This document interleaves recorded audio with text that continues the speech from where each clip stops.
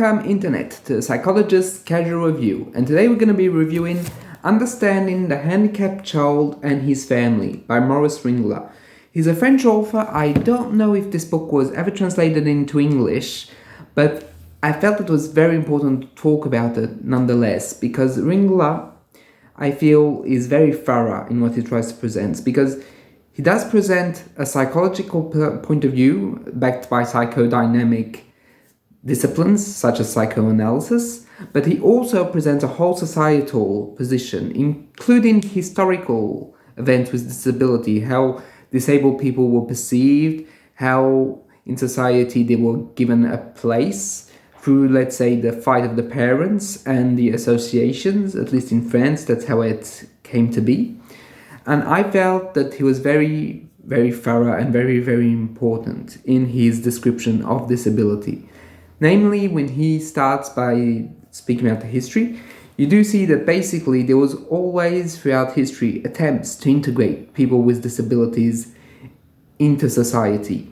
But the problem is that they were always quickly subverted because unfortunately there is that effect. He doesn't talk about it, but that came to mind, that there's an effect of a treadmill. For example, let's say for people who have intellectual disabilities, it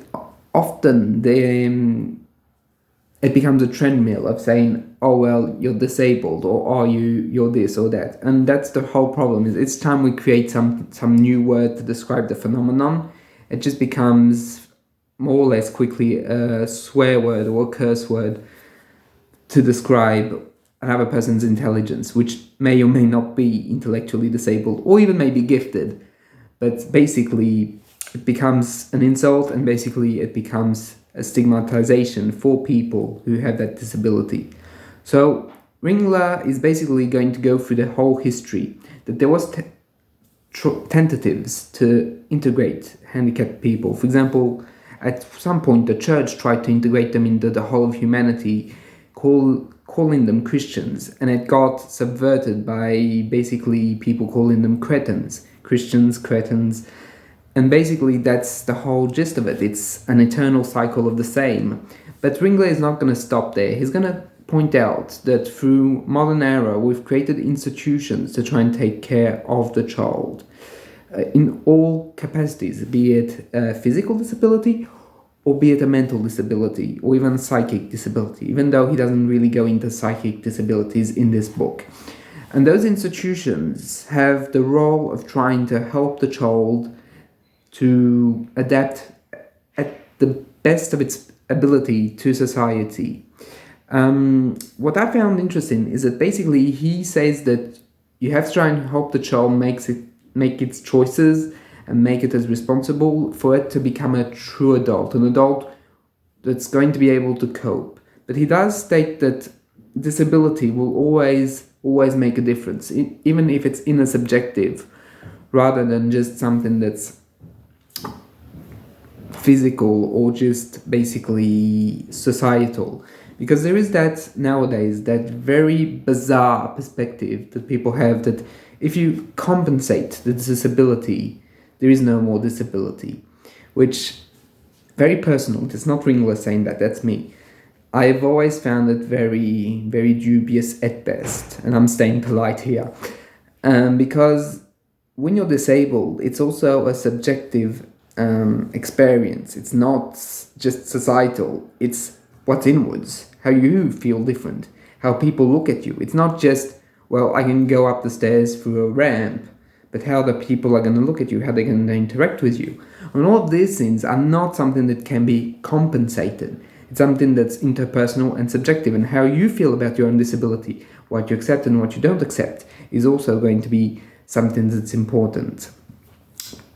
Moving on, because this is not the main topic of the book, he says that basically there is, in the way the child develops as a disabled person, there is the vision that the parents have, which is one of the hardest things, because the parents are often out of guilt to have created a disabled child. It might not be overtly said, but this is psychodynamics, so you know that there's going to be a whole range of unconscious mechanisms and processes that are not necessarily obvious. And he does state that basically the disabled child is a nightmare child. So here he doesn't mean it in a violent sense, but he says that basically, let's say for the normal or valid child, when he comes into the world, the first processes the parents start fantasizing when the child is still in the womb. Oh, he's going to be a doctor. Oh, he's going to be an engineer. Oh, he's going to be the new Jeff Bezos. Whatever you have, they're going to throw it onto the baby to come. And even then, when the baby comes out, they're still going to give all that love, and there's going to be a lot of projection, meaning all of the things they wish the child was, or even themselves could be, they're going to throw it onto the baby. Well, what happens with a disabled child? All that dream element of it is going to be crushed. It's going to become a nightmare because basically the parents are going to say, oh my God, he or she is disabled. What are we going to do? What's going to happen? Does it mean that they will have to need help all of their lives? Can they become who we want them to be? Will we always have to take care of them? All those anxieties start kicking in, and the parents just start becoming anxious and anxious and anxious, and that anxiety is going to pour over into the disabled child.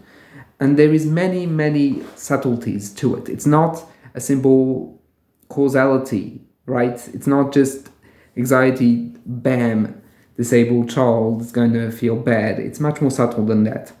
Some families will develop on the model of denial, saying, no, you're not disabled, you can manage that. That's in your reach, even though it might not be physically or mentally for the child.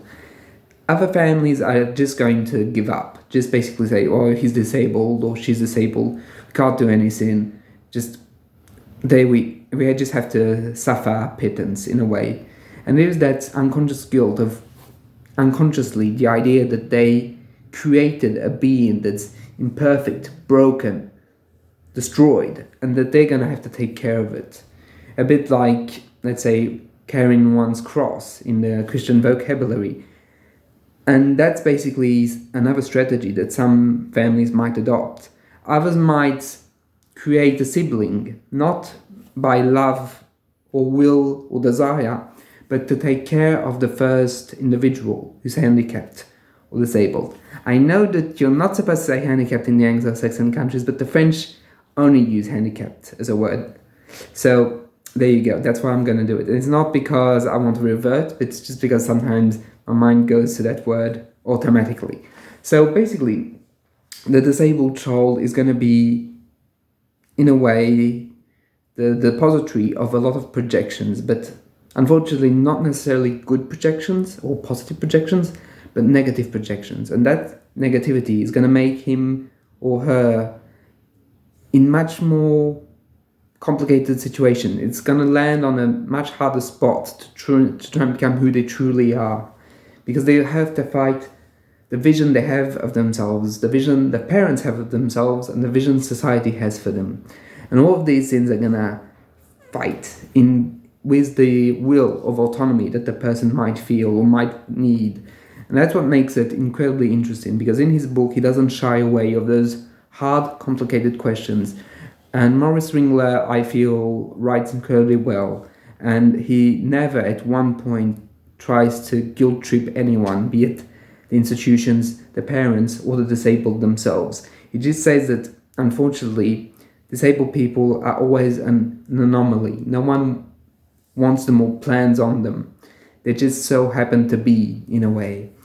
And I find that vision is quite true. No one goes out of their way to have a handicapped child, obviously. But that doesn't mean that it's over. He does say that throughout help, throughout institutions, throughout families, the love, the care, all of that can play in so that the handicapped person can be happy and set out for new activities to be enriched by life and not have to carry a life that's just pain and suffering. That the disabled have also the capacity to go beyond and further, as anyone would, but they just need maybe more support. And I found that was very, very important as a message, and fundamentally true, as I am both a person with a disability, as I have cerebral palsy, but I also see people who have disabilities within the institution, and even in my practice. And it's true that one cannot deny that there is a whole element of fantasy in the true psychoanalytic point of view, meaning things that are in a way only in a subjective, but those things are so important because they create a ceiling, a fake ceiling on our ability, and we have to destroy that ceiling in order to progress sometimes.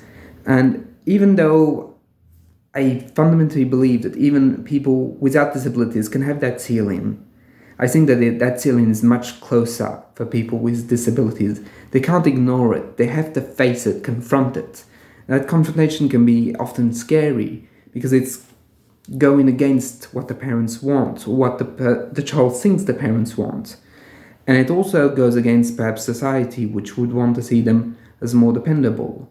But also society can also, on the other side, see them as much more autonomous than they can be. And all of that is on a case-to-case basis, which makes the whole fundamentals so interesting. And about that idea that handicapped child can go further, he also states that a lot of siblings are influenced by disability, that it's not just child-parent relationship, it's the whole family system that starts modifying itself to accommodate or to deny that disability. And that denial can also be quite violent. And that's most likely, and in most cases, sometimes parents lash out to institutions because institutions show them that their child is disabled. And sometimes unconsciously, those parents can be afraid of the institutions doing better than them, doing a better job at loving their child, which is something that they unconsciously might fear because they understand that inwards there's something that was broken within the dynamics of childhood. And that's something that I will talk about again because it's a subject I'm very, very keen on and very passionate about.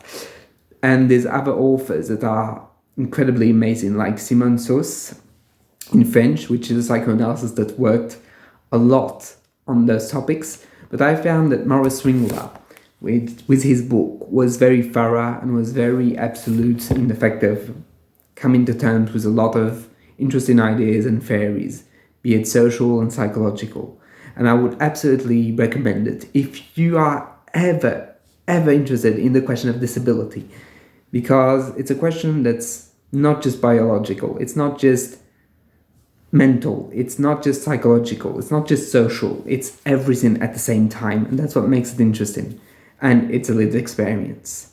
So I would highly recommend Maurice Ringler's Understanding the Child, the Handicapped Child, and His Family. So I hope you've liked this review, even though it might have been a little more rambly, because I read it quite some time ago, but it left a very good impact on me.